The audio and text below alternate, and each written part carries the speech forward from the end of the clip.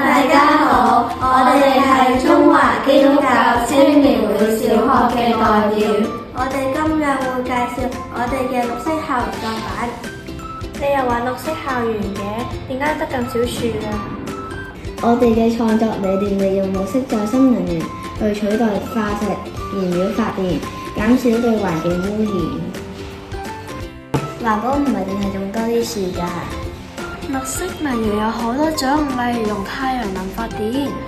太陽能板吸收太陽中嘅可見光，經由半導體將光能轉為電能，然後將電池充電，提供電力俾 LED 燈。喺日常生活中，我哋經常會用到太陽能板。呢個太陽能充電燈喺陽光之下就可以充電，充電後就可以隨時開燈。如果喺學校頂部安裝太陽能板，就可以慳返好多電。除咗太陽能 LED 燈幫課室照明，我哋仲發現同學仔嘅書包好重，如果可以搭 lift 就好啦。不過原來升降機耗電量好高㗎。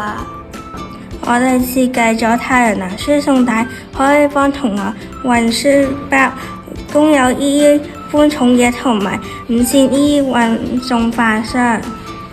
輸送帶由太陽能發動摩打轉動齒輪，我哋想利用相同原理製作電梯，因為電纜唔同，暫時只可以用無人指示。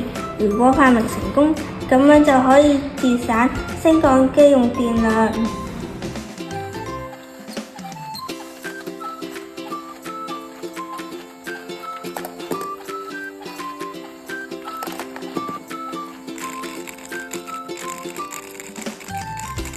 除咗太陽能之外，動能都可以轉移為電能，呢個係一個手搖發電機。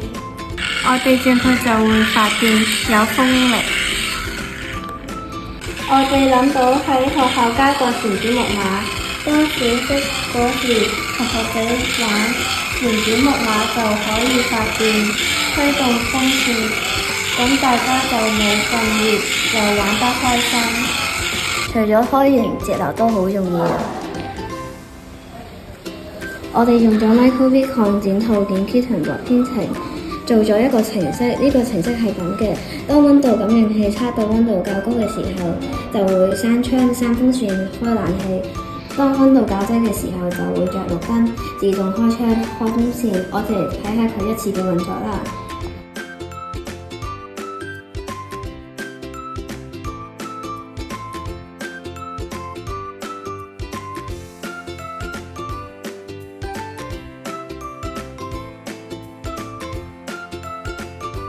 我哋希望喺學校種多啲植物，可以綠化校園，因為喺樹木進行光合作用時，樹葉上嘅氣孔就會張開，樹木從泥土中獲得水分，就會從氣孔流失空氣。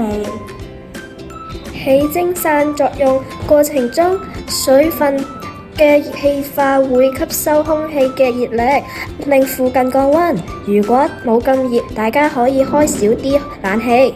希望我哋嘅設計可以幫助地球，為環保出一分力。